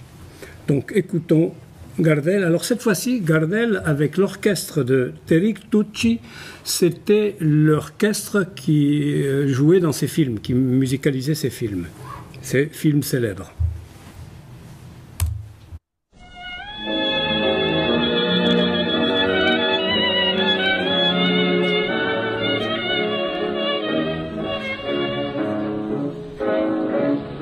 Adivino el parpadeo de las luces que a lo lejos van marcando mi retorno. Son las mismas que alumbraron con sus pálidos reflejos hondas horas de dolor. Y aunque no quise el regreso, siempre se vuelve al primer amor. La vieja calle donde el eco dijo: tuya es su vida, tuyo es su querer. bajo el burlón mirar de las estrellas que con indiferencia hoy me ven volver, volver con la frente marchita, las nieves del tiempo platearon mi piel, sentir que es un soplo la vida, que 20 años no es nada, que febril la mirada, errante en las sombras te busca y te nombra. Vivir con el alma aferrada a un dulce recuerdo que lloro otra vez. Tengo miedo del encuentro con el pasado que vuelve a enfrentarse con mi vida. Tengo miedo de las noches que pobladas de recuerdos encadenen mi soñar. Pero el viajero que huye, tarde o temprano detiene su andar. Y aunque el olvido que todo destruye haya matado mi vieja ilusión, guardo escondida una esperanza humilde que es toda la fortuna de mi corazón. Volver con la frente marchita, las nieves del tiempo platearon mi piel. Sentir que es un soplo la vida, que 20 años no es nada, que febril la mirada, errante en la sombra, te busca y te nombra.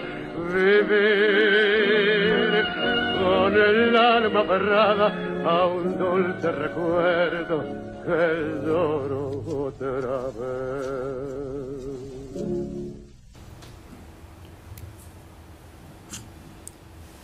Indignation, je vous en parlais tout à l'heure, Discepolo, voilà une de ses photos, et nous allons illustrer d'abord par cette chanson de Discepolo. Je souligne que les paroles et la musique sont de lui. Discepolo était fils d'un musicien napolitain et il inventait, il pianotait des mélodies et ensuite il allait les faire transcrire à un ami. Mais au passage, la liaison parole-musique, comme il faisait les deux en même temps, c'était remarquable. Première remarque. Deuxième remarque, cette chanson Cambalache et le bric-à-brac, qu'on pourrait dire, est une chanson qui a été remarquée en son temps et un peu plus tard même par des intellectuels, des grands intellectuels. En France, Pierre Vidal-Naquet, en Espagne, Camilo José Cela et en Argentine, Ernesto Sabato. C'est-à-dire des gens qui ont souligné ces paroles qui sont la quintessence du scepticisme et du pessimisme sur le monde.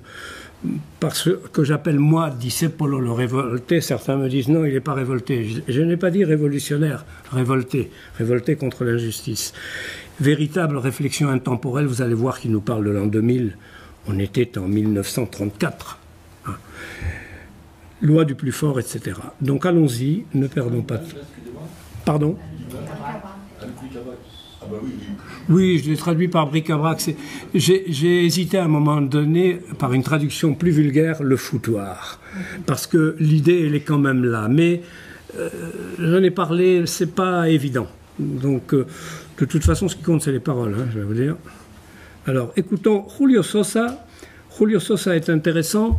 Pour moi, c'est pas le meilleur, mais il est intéressant parce que Julio Sosa, qui est un très beau chanteur, El Barón del Tango, c'était un beau mec, etc., il a eu un mérite, c'est que dans les années de déclin du tango, il a réussi, il était apprécié des jeunes. Les jeunes aimaient écouter Sosa. Ils n'aimaient plus écouter Gardel, mais Sosa, oui. Et donc, mais il chante très très bien ce Cambalache. Écoutons-le avec l'accompagnement de Leopoldo Federico.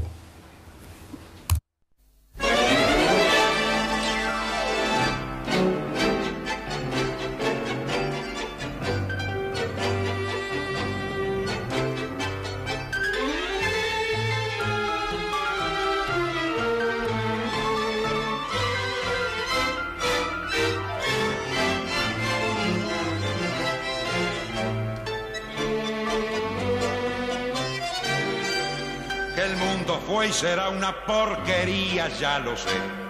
En el 510 y en el 2000 también, que siempre ha habido chorros, maquiavelos y estafados, contentos y amargados, valores y doblez, pero que el siglo XX es un despliegue de maldad insolente, ya no hay quien lo niegue. Vivimos revolcados en un merengue y en el mismo lodo, todos manoseados. Hoy resulta que es lo mismo ser derecho que traigo. Ignorante, sabio, chorro, pretencioso, estafador, todo es igual, nada es mejor.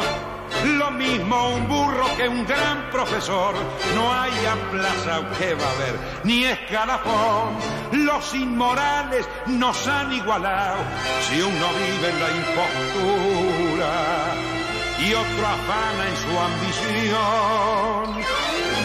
Da lo mismo que sea cura, colchonero, rey de barrio, cara dura o polizón.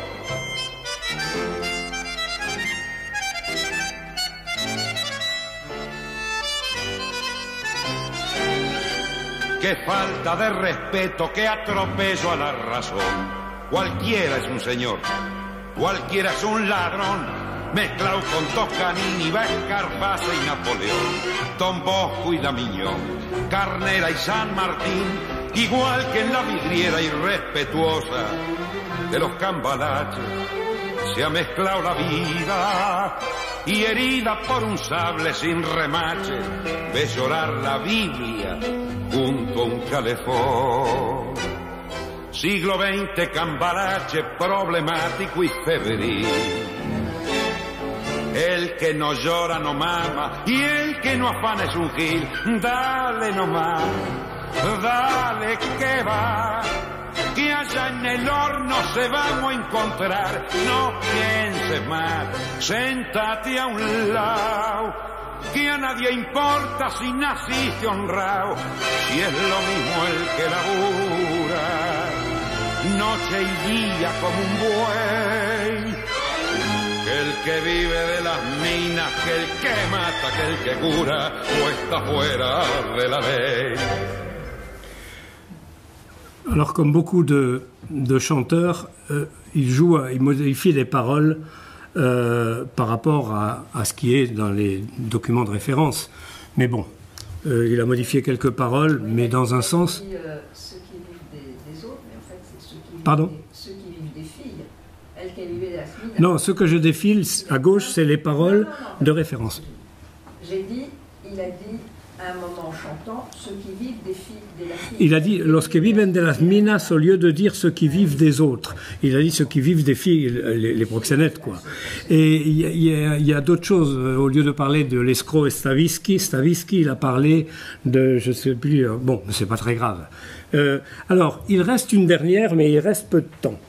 La dernière, on l'a fait? Ou on...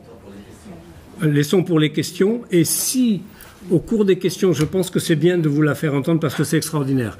C'est dans le même thème, mais c'est les encuentros de Cátulo Castillo. Allons-y aux questions. Merci d'abord.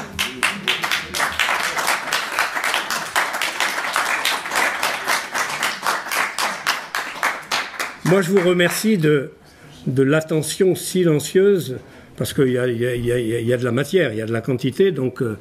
Voilà, j'ai osé. Allons-y.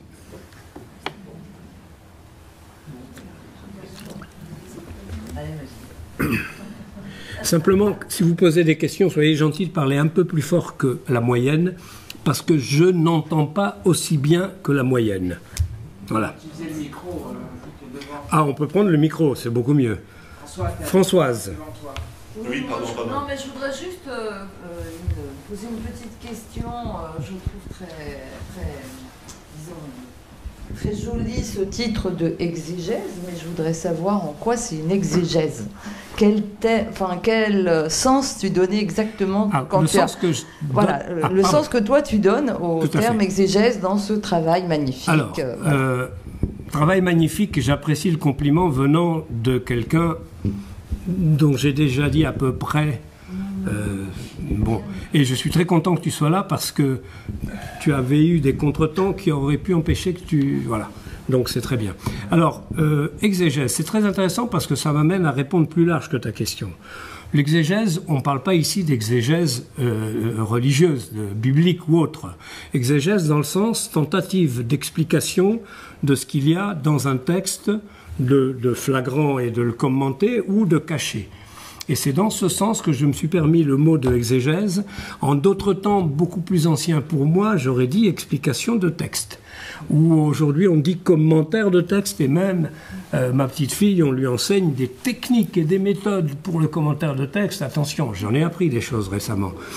Donc c'est dans ce sens-là. Mais ce qui est très important pour moi, c'est que quand j'ai fait ça pendant le Covid, je disais, mais attends, ce truc-là, ça doit exister, parce que je cherchais parfois pourquoi le poète a dit ceci. Je ne trouvais jamais sur le web, hein, je ne trouvais jamais. On trouve des tas d'anecdotes, on va vous raconter des tas d'histoires, pourquoi il a écrit ça, etc. Mais qu'est-ce qu'il a voulu dire dans des phrases qui sont parfois pas d'un langage direct? Bon, et moi, je dis, mais qui es-tu pour écrire un truc pareil? Le problème, c'est que à la fin de ce travail, je ne sache pas qu'il y ait beaucoup de travaux de ce type. Et donc j'en suis fier, mais en même temps un peu étonné, parce que moi je ne suis ni un professeur de littérature comparée, ni... Bon, j'ai eu le droit à la préface de M. Walter Romero, qui est peut-être en Zoom, je ne sais pas, et qui est professeur de littérature française à l'Université de Buenos Aires, c'est un érudit énorme. Mais franchement, ça m'étonne, mais ça ne me démotive pas. Même si j'ai entendu des gens un petit peu superficiels dire « Oh oui, mais quand on comprend les paroles, on n'a pas besoin d'explications. » Bon, ok, on tuerait toutes les explications de texte du monde avec ce genre de propos. François. Oui, alors moi j'ai une question générale qui est pour vous, mais qui est en fait pour les deux autres intervenants, parce que donc j'ai trouvé que ce qui était particulièrement intéressant, c'était les rapports entre ces trois arts, hein, la danse, la musique et la poésie. Bon.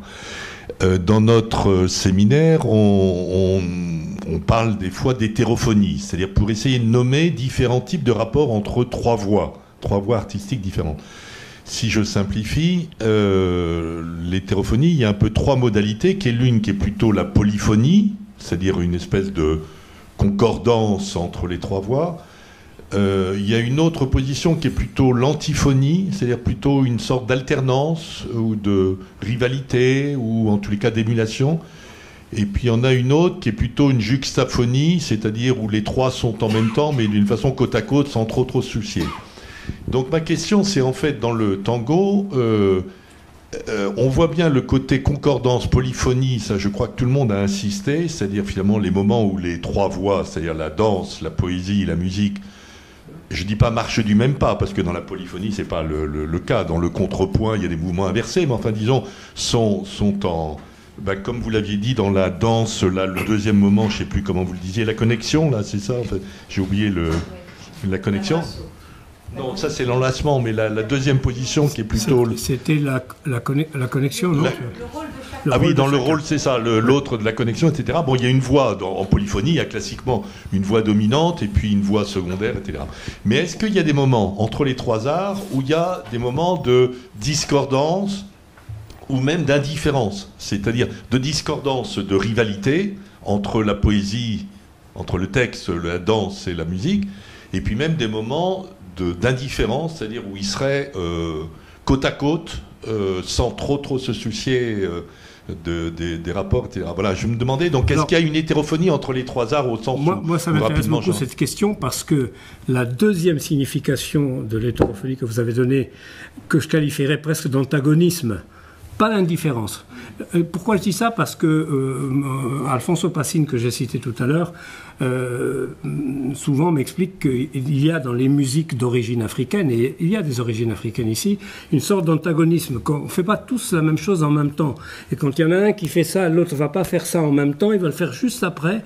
On va créer ainsi des contretemps, des syncopes, etc.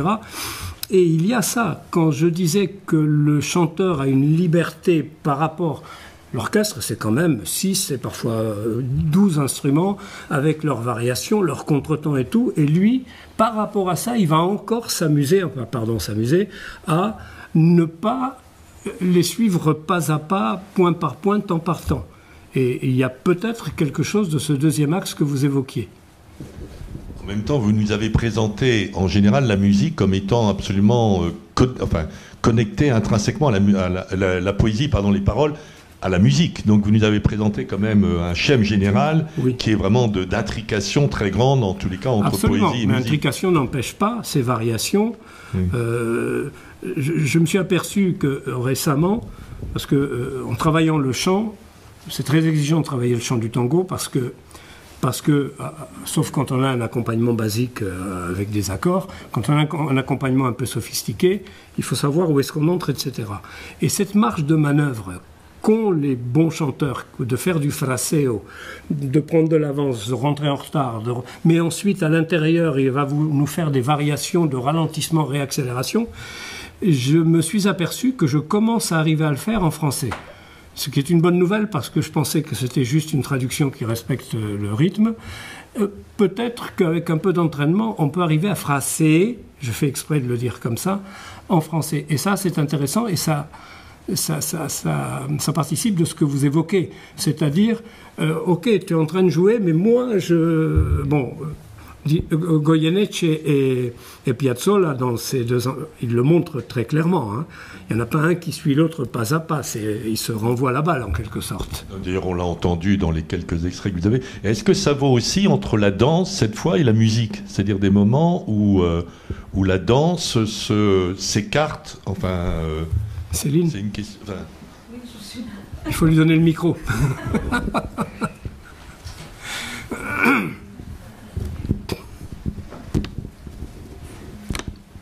Oui, je pense que ça se passe aussi dans la danse, c'est-à-dire que quand on... En fait, le danseur, il va choisir ce qu'il va danser. Donc il a beaucoup de choix. Il peut choisir de danser le rythme, il peut choisir de danser la mélodie, il peut choisir de danser la mélodie avec le rythme, il peut choisir de danser le chant, il peut choisir de danser le silence, il peut choisir de danser l'ambiance générale de ce que dégage le tango, de la douceur, quelque chose un peu plus marqué, l'ambiance générale, mais sans coller forcément exactement, ponctuellement à ce qui se passe dans la musique, mais en tout cas, l'ambiance. Qu'est-ce que dégage dans le style, dans la façon d'être, dans la façon d'interpréter. Donc le danseur, il a beaucoup de choix. Il peut choisir de laisser passer la musique et de reprendre après, de sortir, de re-rentrer. C'est très très libre. C'est comme un instrument de musique lui-même par rapport à la musique. Ou comme un chanteur par rapport à la musique. J'ai une question à mon tour. Est-ce que vous parliez seulement du développement au sein d'un morceau, d'une chanson, ou aussi historiquement? Ah non. Dans votre question. Ah, dans la question, oui. Pardon. Dans un morceau. Ah, dans un morceau. Ok.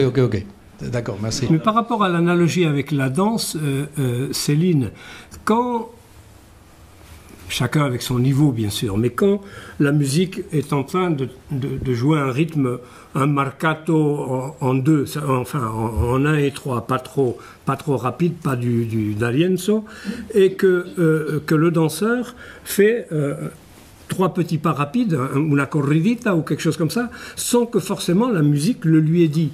Ou que la musique est en train de jouer des croches, le danseur va guider quelque chose de plus lent. On est dans le phénomène qu'évoque François. On est là aussi comme ça. Oui. Avec une déclaration, c'est que ce qui serait très mal vu, ou qui est très mal vu, c'est les surjeux. Oui. Tout ce qui est, par exemple, si on est en train d'écouter un morceau qui est cadencieux, la comparsita, et tout d'un coup on voit un danseur qui commence à faire des fioritures à droite et à gauche, on serait en présence d'un contresens. Donc ça, c'est très très mal vu, et même ça compte aussi pour les improvisations au sein de la rythmique ou des instruments qui prennent la mélodie. il y a un goût qui est particulier et qui est interne au style. Donc on doit toujours respecter et connaître où sont les limites. Mais tu as tout à fait raison, mais ces variations que j'évoquais, elles peuvent être très subtiles. Effectivement, moi tu me donnes l'occasion de parler quelque chose qui n'est pas, j'allais dire, mon sujet ni ma spécialité.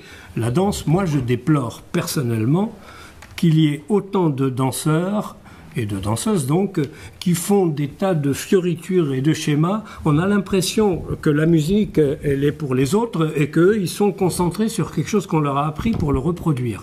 Et là, c'est un surjeu par rapport au suivi de la musique. Tu as dit, Céline, tout à l'heure, le fondamental du tango, c'est la marche, c'est la caminata. Il y a beaucoup de gens qui ont oublié ça et qui ne veulent que faire des schémas acrobatiques parce que on ne peut pas tous imiter les grands danseurs, hein. Bon, c'était une parenthèse. Ça a l'air de se calmer un peu quand même. Moi, j'ai commencé la danse il y a à peu près 24-25 ans. Je ne rencontrais que des gens qui n'avaient aucun équilibre, aucun sens de l'axe, aucun sens du transfert du poids du corps, mais qui faisaient des tas de machins dans tous les sens, qui avaient leur programme de figure. Maintenant, le fait qu'on ait quand même beaucoup de danseurs argentins qui viennent faire des séminaires, qui viennent... Enfin, ça c'est quand même un peu calmé. D'accord. C'était bien pire il y a 25 ans ou 20 ans. Ah, moi j'ai commencé il y a 10 ans, donc... Oui. Voilà, avec c'est ça. Y a-t-il d'autres questions? J'ai encore une, excusez-moi, mais parce que ça me passionne. Ce que vous avez dit sur la marche, là, est très importante, parce que, disons, classiquement, on distingue le pas de marche chez Lully et le pas de danse par le fait que le pas de marche tombe et que le pas de danse monte vers le haut, bondit, voilà. Vous avez la même chose avec le troquet et la jambe, enfin, dans d'autres choses, etc. Donc là, on entend très bien que c'est quand même un pas qui tombe, dans le tango, enfin, par le rythme, oui, ça va vers le bas, quoi. C'est pas c'est pas de cet ordre-là, c'est vraiment. Et alors, donc ça, c'est une dimension qu'on entend bien, mais comment dire? Est-ce qu'il n'y a pas d'autres éléments qui ne s'accordent pas exactement à ça? Par exemple, la voix, le chanteur ne s'accorde pas exactement à cette problématique-là. Donc on voit bien que la musique tente à être une marche, la danse apparemment est codifiée par ça, mais on voit bien qu'il y a une sorte d'indépendance de la voix qui, elle, n'est pas normée par cette idée de la marche. Mais indépendance relative quand même. Oui, relative, bien sûr. Hein. Et pas une rivalité, hein, une émulation, pas une rivalité au sens de prendre le dessus. Par rapport au chant, au tango chanté ou peut-être un soliste, ce qui serait pas approprié, c'est dépasser les limites harmoniques, par exemple. Donc on sait plus ou moins où on est, on voit les blocs harmoniques, on voit les blocs structurels du morceau. C'est ça qu'on n'improvise pas à droite et à gauche, mais on a une direction, on sait où on va se retrouver. C'est ce qu'ils font les très bons chanteurs. Des fois, il y a des anticipations, ça c'est vrai, ou quelques retards. Mais c'est toujours avec quelqu'un qui a dans l'oreille la chanson globale ou les structures globales. Donc il sait assez bien où il est, où il va finir par se retrouver avec l'accompagnement. Mais c'est du registre de l'improvisation, c'est jamais deux fois pareil.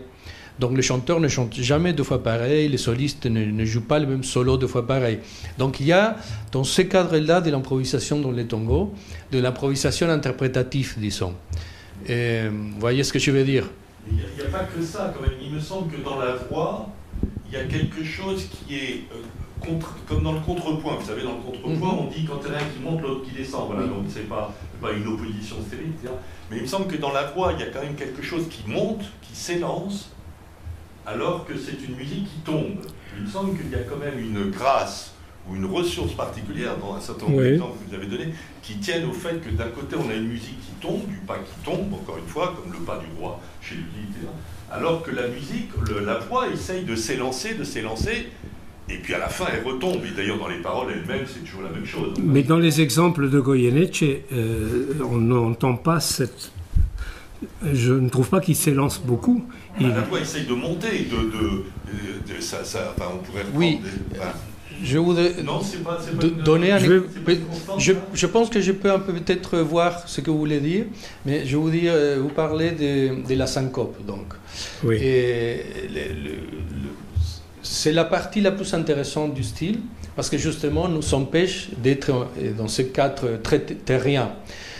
Mais quand on a cet axe très terrien de jan, tan, tan, tan, jan, tan, tan, tan, ce qu'on va penser, surtout si on a un solo ou un truc libre, c'est les syncopes.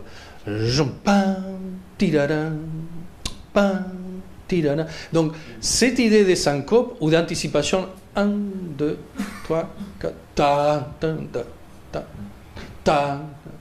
On va jouer sur les syncopes. Les instruments les font de façon un peu plus évidente. Les chanteurs les font de façon très libre. Donc, à mon avis, c'est un peu lié à ça. Il y a de la syncope. Il y a quelque chose qui veut aller à l'encontre de la terre. Je pense qu'il y a quelque chose de ça. Mais très difficilement quantifiable. Parce que c'est toujours par instinct et par oreille. Donc, alors, ce qui est très important aussi, c'est que les chanteurs de tango, les grands, ont la plupart du temps, une grande conscience des paroles qu'ils sont en train de chanter. On disait que Goyeneche, qui était à l'origine conducteur de bus et qui a dit si Gardel n'était pas mort, je serais toujours conducteur de bus.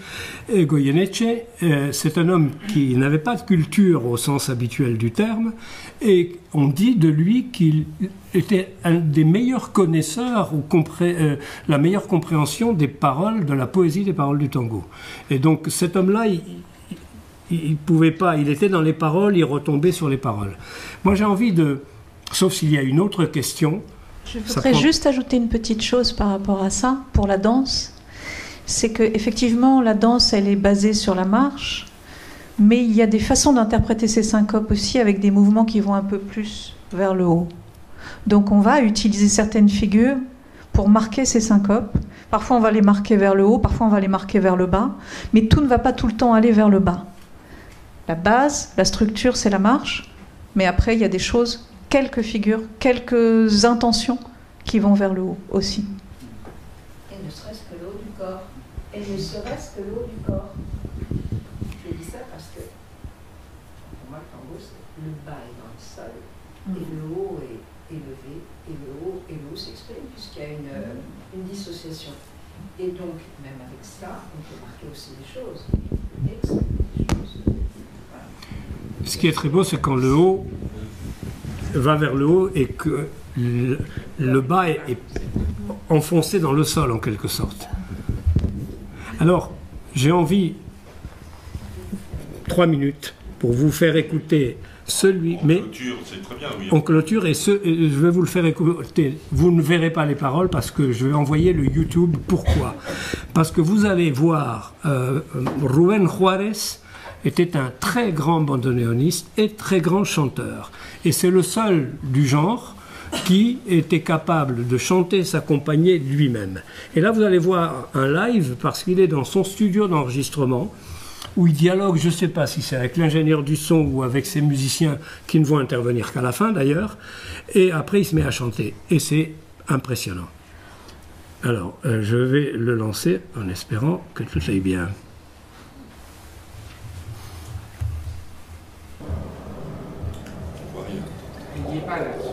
Attends, 2 minutes. Ça vient. Desencuentro. L'image... Ah, pardon. Je croyais que ça allait directement, pardon. Non, qu'est-ce qui manque? Qu'est-ce que je dois... Il faut que je sois... L'envoyer. Ah oui, il faut l'envoyer là-bas. Ouais. Ok. Je vais juste... Allez-y, oui. Ah oui, il est comme ça. Alors, on va l'envoyer... Je ne sais pas si votre écran est à gauche ou à droite. Parce que moi, j'ai enlevé le mode présentateur tout à l'heure croyant que ça allait partir, mais... Alors, on va faire ça. On va lui dire que... Puisque oui, vous avez inversé les moniteurs. Ouais, moi, ça fait longtemps que je n'ai pas touché à ça. Non mais faites-lui confiance, là. Heureusement, ça ne nous a pas empêché tout à l'heure, mais là, effectivement... Non, mais parce que... voilà. Il prend la main... ouais. Non, mais... Ah, mais par contre, ils ont disparu de votre écran. On vient de le voir à l'instant. J'étais sur Ah non, parce que j'étais sur un autre navigateur. Oui, je l'ai envoyé je l'ai envoyé à partir de Word. Oui, j'étais sur Safari. Safari, allez, cliquez sur Safari. Voilà. Voilà. Bravo, Eric. On savait qu'il y avait des très bons techniciens, mais on le constate. Il est capable de faire beaucoup mieux que ça. Hein, Alors. Y déjala pasar, para que la voy. Esa no la vas a poder borrar. Vamos de vuelta, pero esa es la idea. On ne sait pas s'il parle aux gens ou à lui-même, je ne sais pas. Sigue grabando.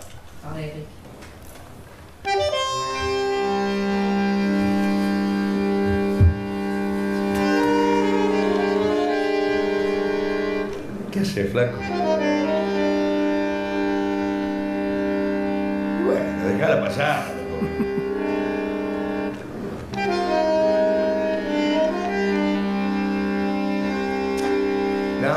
No es así, no. Calmate, flaco. Yo te entiendo. Estás desorientado.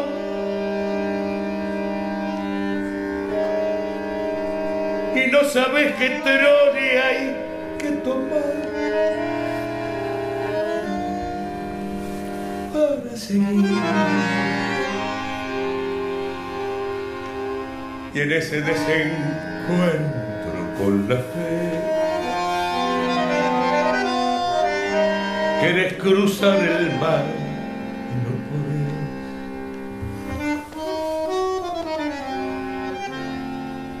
La araña que salvaste te picó, ¿qué vas a hacer? Y el hombre que adoraste te hizo mal, dale que va. Y todo el carnaval gritando pisoteó la mano fraternal que Dios te dio. Que desencuentro.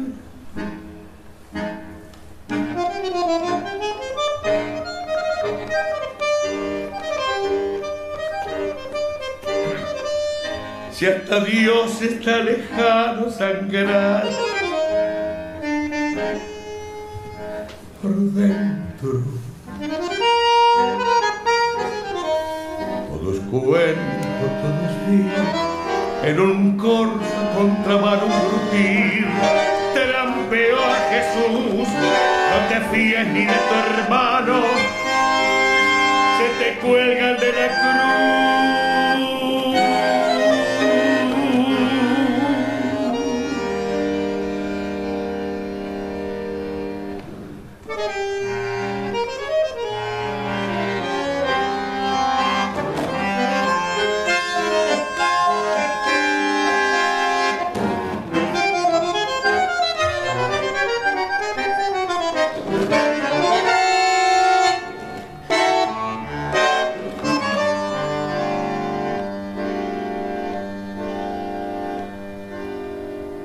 Quisiste con ternura y el amor te devoró de atrás hasta el riñón. Se rieron de tu abrazo y ahí nomás te hundieron con rencor todo el amor. Amargo desencuentro porque ves que es al revés. Creíste en la honradez y en la moral que tú pides. Por eso en tu total fracaso de vivir, ni el tiro del final te va a salir. Por eso en tu total fracaso de vivir, ni el tiro del final te va a salir.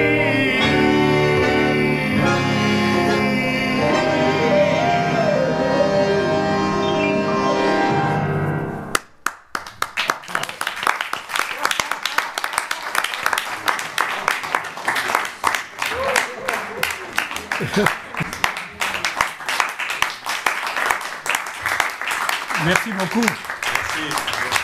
Merci à vous toutes et tous. tu es déboussolé, ne sais pas quel tramway. Et il parle de discorde avec la foi. Là, ce n'est pas la souffrance, c'est la souffrance philosophique, mais métaphysique. Et de l'injustice et de l'ingratitude des autres. La suite, c'est là.